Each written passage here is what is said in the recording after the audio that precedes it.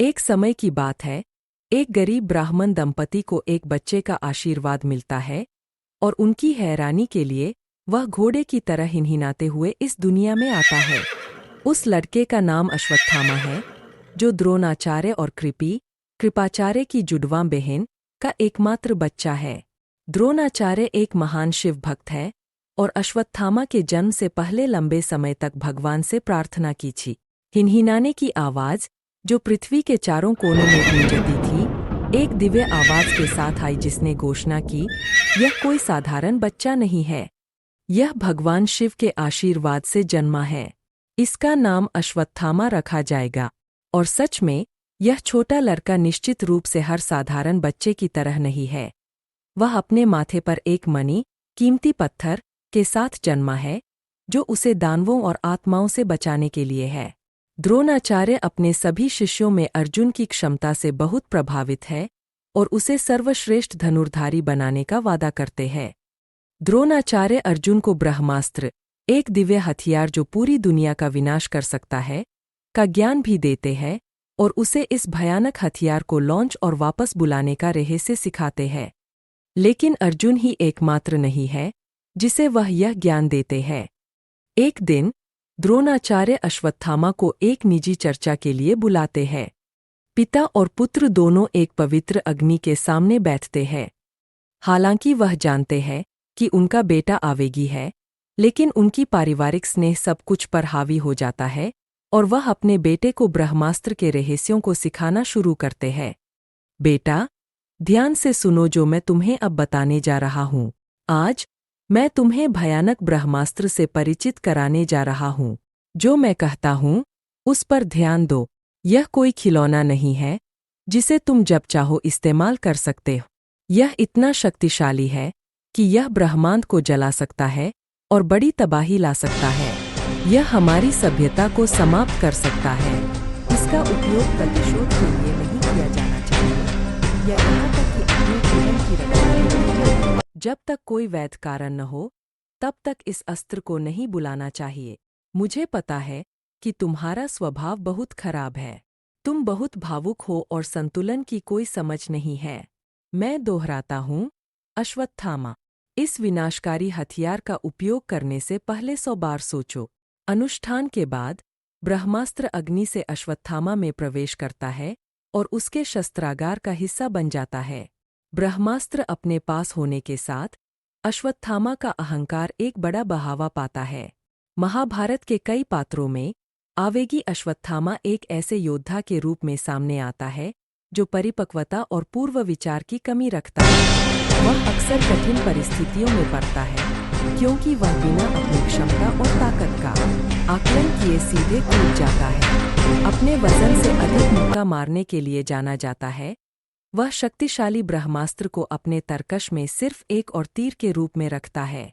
उसका अहंकार ऐसा है कि वह मानता है कि वह सुदर्शन चक्र भी प्राप्त कर सकता है, जो उसके हथियारों की सूची में अगला है।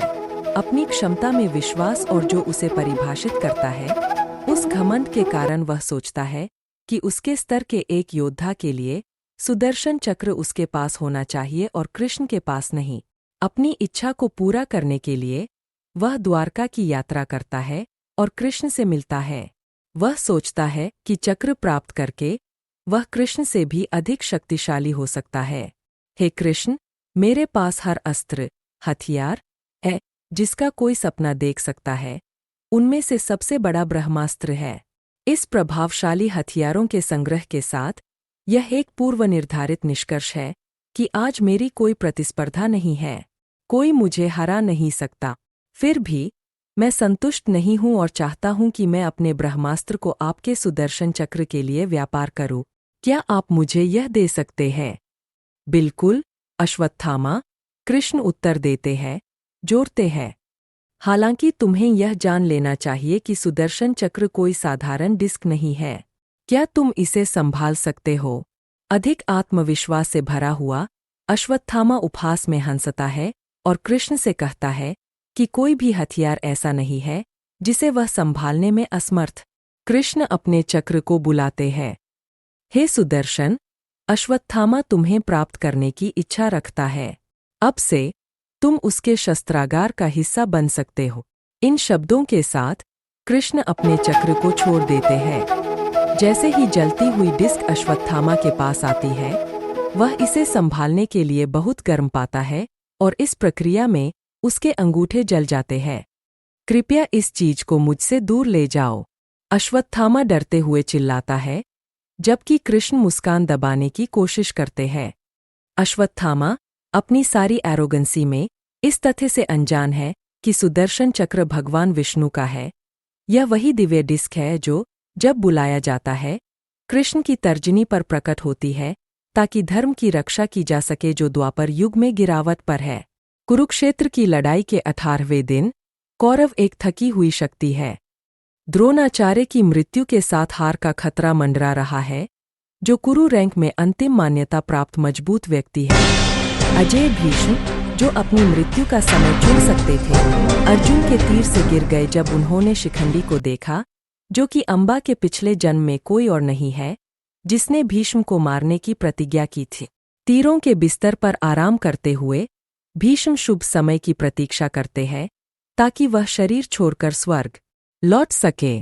कर्ण भी अब नहीं रहे। जिन योद्धाओं ने अभी भी लड़ाई में भाग लिया है, वे हैं दुर्योधन, कृपाचार्य, अश्वत्थामा और कृतवर्मा। कृतवर्मा, एक यादव योद्धा, कौरवों के लिए लड़ता है क्योंकि कृष्ण अपनी सेना, नारायण सेना, दुर्योधन को देते हैं, जैसा कि बाद वाले ने अनुरोध किया था। दुर्योधन जानता है कि अंत निकट है और द्वैपायन झील में छिप जाता है।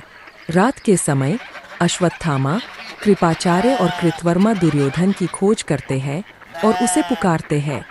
फिर वे झील के अंदर से एक आवाज सुनते हैं और जानते हैं कि यह दुर्योधन है। तीनों अनजान हैं कि वे पेड़ों के पीछे छिपे शिकारियों द्वारा देखे जा रहे हैं।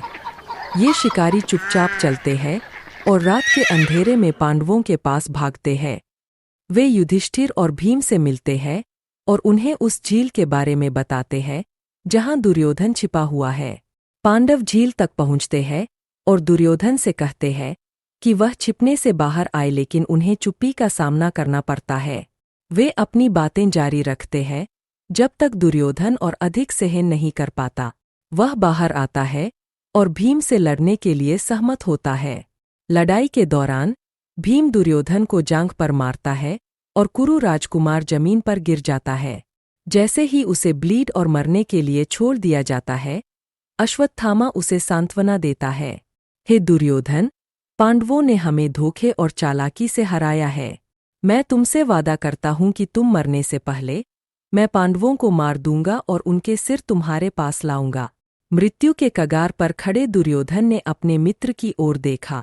अश्वत्थामा, युद्ध के दौरान कोई भी पांडवों को छू नहीं सका।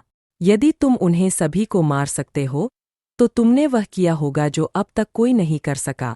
जैसे ही अंधेरा छाता है, अश्वत्थामा, उसके मामा कृपाचार्य और कृतवर्मा पांडव शिविर की ओर बढ़ते हैं, जो जश्न के मूड में है। वे उतरते हैं और कुछ समय इंतजार करने का निर्णय लेते हैं। इस बीच अश्वत्थामा पेड़ों की ओर देखता है और कई घोंसले देखता है जो कौवों द्वारा भरे हुए हैं, जिन्हें एक उल्लू देख रहा है। वही कौवे जो दिन के समय उल्लू को परेशान कर रहे थे, अब बैठे हुए बत्तख बन जाते हैं। अपनी उत्कृष्ट रात की दृष्टि के साथ उल्लू घोंसलों पर झपटता है और सबसे भयानक तरीके से कौवों को मारना शुरू कर देता है। यह हत्या की लहर रात भर जारी रहती है जब तक कोई कौवा जीवित नहीं बचता। कुछ समय बाद केवल फटे हुए पंख, कटे हुए गले और कौवों के बिखरे हुए पंख बचे रहते हैं। अश्वत्थामा की आंखें चमक उठती है और वह सोचता है, मैं यही करने जा रहा हूँ क्योंकि सोया हुआ दुश्मन कोई प्रतिरोध नहीं करता। मैं चुपचाप पांडव शिविर में घुस जाऊंगा और न केवल पांडवों को खत्म कर दूंगा, बल्कि हर किसी को भी जो मेरे रास्ते में आता है। यहाँ कोई धर्म या अधर्म नहीं है। प्रेम और युद्ध में सब कुछ उचित है। जब मैं कार्य पूरा कर लूंगा तो मैं दुर्योधन को अच्छी खबर दूंगा ताकि वह शांति से मर सके। जब कृपाचार्य को उसके दुष्ट योजना के बारे में पता चलता है, तो वह अश्वत्थामा को युद्ध के नियमों का सम्मान करने की सलाह देते हैं। युद्ध में कभी भी सोए हुए प्रतिकारी को मत मारो, यह धर्म नहीं है। तुम उसे उचित तरीके से लड़ाई में हरा सकते हो और अन्यथा नहीं। क्या पांडवों ने धर्म का पालन किया जब उन्होंने दादा भीष्म को मारा? उन्होंने मेरे पिता या कर्ण को मारने के समय कौन से नियमों का पालन किया? अपने तर्कों के माध्यम से अश्वत्थामा कृपाचार्य और कृतवर्मा को अपने साथ इस गुप्त ऑपरेशन में शामिल करने के लिए मनाने में सफल होता है। तीनों पांडव शिविर के करीब पहुंचते हैं और अश्वत्थामा कृपाचार्य और कृतवर्मा को बाहर इंतजार करने का निर्देश देता है। शिविर से दूर पांडव अपनी जीत का जश्न मना रहे हैं। माहौल उत्साह से भरा है क्योंकि लोग खुशी से नाचते और गाते हैं।